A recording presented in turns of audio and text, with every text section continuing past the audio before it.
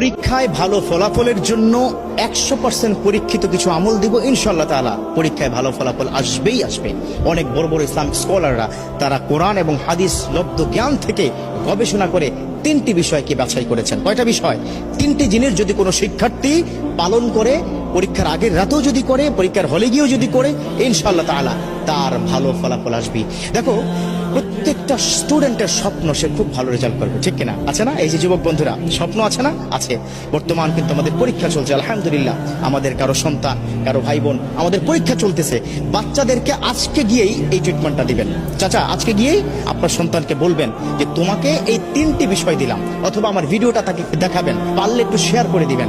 কারণ এই ভিডিও শেয়ারের মাধ্যমে যদি কোনো শিক্ষার্থী বন্ধু তারা যদি এই আমলটা করতে পারে, তাদের পরীক্ষা যখন ভালো ফলাফল হবে, ওই একটা ছোট্ট শেয়ারের কারণে আপনার আমল নামায় কিন্তু আল্লাহ পাক সওয়াব লিখতেই থাকবে। সুবহানাল্লাহ। কয়টা বিষয় বললাম? 3টা বিষয়। যুবকরা, কয়টা? 3টা বিষয়। 1 নম্বর হচ্ছে, যেদিন পরীক্ষা তার আগের দিন রাতে মেধাটাকে কি ঠান্ডা মাথায় রেখে পড়াশোনা করতে হবে। খুব একটা উচ্ছৃঙ্খল, এটা পড়া হয় নাই, ওটা পড়া হয় নাই, আফসোস করা যাবে না। কি করা যাবে না? আফসোস করা যাবে না। ঠান্ডা মাথায় বই নিয়ে পড়তে হবে সাজেশন অনুযায়ী, ঠিক আছে? তবে তাড়াহুড়া করা যাবে না, গভীর রাত পর্যন্ত জাগা যাবে না। 2 নম্বর হচ্ছে, আল্লাহর প্রতি সর্বোচ্চ তাওয়াক্কুল করতে হবে। বিশ্বনবী সাল্লাল্লাহু আলাইহি ওয়াসাল্লাম তিনি কিন্তু এই বিষয়টাকে খুব বেশি পরিমাণে গুরুত্ব দিয়েছেন। আর আল্লাহ পাক নিজেই তো বলে দিয়েছেন, ওমা ইয়াতাওয়াক্কাল আলাল্লাহ ফাহুয়া হাসবুহু, those the people are depend on almighty, Allah is good enough for him. অতএব আল্লাহর প্রতি তাওয়াক্কুল রাখতে হবে। আল্লাহ, পরীক্ষার হলে কালকে যাব, আল্লাহ তুমি পরীক্ষায় প্রশ্নগুলো কমন করে দিও, প্রশ্নগুলো কমন করে দিও, প্রশ্নগুলো কমন করে দিও। এটা 2 নম্বর, আল্লাহর প্রতি তাওয়াক্কুল রাখতে হবে।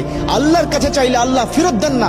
উদউনি আস্তাজিব লাকুম, আল্লাহ পাক নিজে বলে দিয়েছেন, ও আমার বান্দারা, ও আমার গোলাম, ও শিক্ষার্থীরা, আমাকে বলো, তোমার সমস্যার সমাধান করে দিব, তোমার ডাকে আমি সাড়া দিব। সুবহানাল্লাহ। চাইবেন কার কাছে? আল্লাহর কাছে। আজকে গিয়ে সন্তানকে বুঝাবেন, বাবা পড়াশোনা যাই করো না কেন, তাওয়াক্কুল করবে কার উপর? আল্লাহর উপর। 3 নম্বর, এই 3 নম্বরটা একটু লম্বা, বাট এই আমলটা কিন্তু করতে হবে। 3 নম্বর আমলটা হচ্ছে, তুমি যখন পড়তে বসবে তখন রব্বি জিদনি ইলমা এটা পড়বে। রব্বি ইয়াসসির ওয়ালা তুআসসির ওয়া তাম্মিম আলাইনা বিল খায়র, কোরআনের কিন্তু আয়াত। এটা 2 সূরা থেকে 2টো আয়াত সংমিশ্রণ করে অনেক আল্লাহর ওলিরা তাদের যারা অনুসারী তাদেরকে বলেছেন যে এই 2টো আয়াত যদি কোনো সন্তান পড়তে থাকে, তিনি যা পড়বেন দ্রুত মুখস্থ হবে এবং সেটা মাথায় থাকবে। কথা ক্লিয়ার? রব্বি জিদনি ইলমা, রব্বি ইয়াসসির ওয়ালা তুআসসির ওয়া তাম্মিম আলাইনা বিল খায়র, এটা পড়তে হবে পড়ার আগেই। এবং সকালবেলা ঘুম থেকে উঠে মেন্টালি ফ্রি থেকে একদম ফ্রেশ হয়ে উজু করে তারপরে যা কিছু প্রয়োজন পরীক্ষার হলে যাওয়ার জন্য সেগুলো হাতে নিয়ে বিসমিল্লাহি তাওয়াক্কালতু আলাল্লাহ বলে কিন্তু ঘর থেকে বের হতে হবে। একটা টিপস দিব, সেটা হচ্ছে পিতামাতার কাছে একটু দোয়া চাইতে হবে। আল্লাহু আকবার। একটা কথা কি মাথায় রাখবে, এই পিতামাতা যদি তোমাকে দোয়া করে দেয়, পৃথিবীর কোথাও তুমি ঠেকবে না। পরীক্ষার হল তো স্বাভাবিক একটা বিষয়। এবার পরীক্ষার হলে প্রবেশ করার পরে বিসমিল্লাহ করে পরীক্ষার হলে প্রবেশ করবে। আমরা বর্তমান সময় আমরা কি দেখি, আমাদের সময় ছিল যে পরীক্ষার হলে গেলেই বন্ধু বান্ধব হই হুল্লোড়, চিৎকার চেঁচামেচি, তুই কি এটা কি পড়েছিস কিনা, এই কি ব্যাপার, কি দোস্ত তোর কি খবর, এই ধরনের কথা বলা যাবে না। একদম চুপচাপ ঠান্ডা মাথায় নিজের সিটে গিয়ে বসে আল্লাহকে ডাকতে হবে। একটা কোরআনের আয়াত শিক্ষা দিই, খুব মনোযোগ। হাসবুনাল্লাহু ওয়া নি'মাল ওয়াকিল, নি'মাল মাওলা ওয়া নি'মান নাসির, এই কোরআনের আয়াতটা পড়তে হবে। হাসবুনাল্লাহু নি'মাল ওয়াকিল, নি'মাল মাওলা ওয়া নি'মান নাসির। এবার প্রশ্ন হাতে কি পেয়ে গেছো? প্রশ্নটা হাতে পেয়ে সাথে সাথে না উল্টিয়ে 2টো কাজ করবে।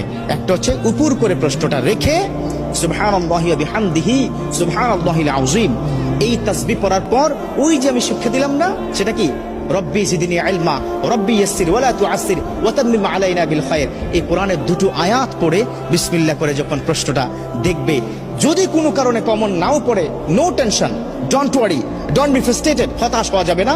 কারণ যা পড়েছে কমন সেগুলো তো লিখবেই, যা পড়ে নাই ওই লিখতে লিখতে দেখবে আল্লাহ পাক জেহেনের মধ্যে ঢুকিয়ে দিবে। সুবহানাল্লাহ। মোটা দাগে 3টি কাজ। কয়টি কাজ দিলাম? 3টি কাজ দিলাম। যদি কোনো শিক্ষার্থী সঠিকভাবে এই 3টি আমল বা এই কাজগুলো সে প্র্যাকটিস করতে পারে, ইনশাআল্লাহ তাআলা পরীক্ষায় ভালো ফলাফল আসবেই আসবে। আল্লাহ পাক আমাদের শিক্ষার্থীদের এই বর্তমান চলমান পরীক্ষায় ভালো ফলাফল করে কেরিয়ার সুন্দর করে আল্লাহ সন্তুষ্টি অর্জন করার তৌফিক দান করুক। আমিন।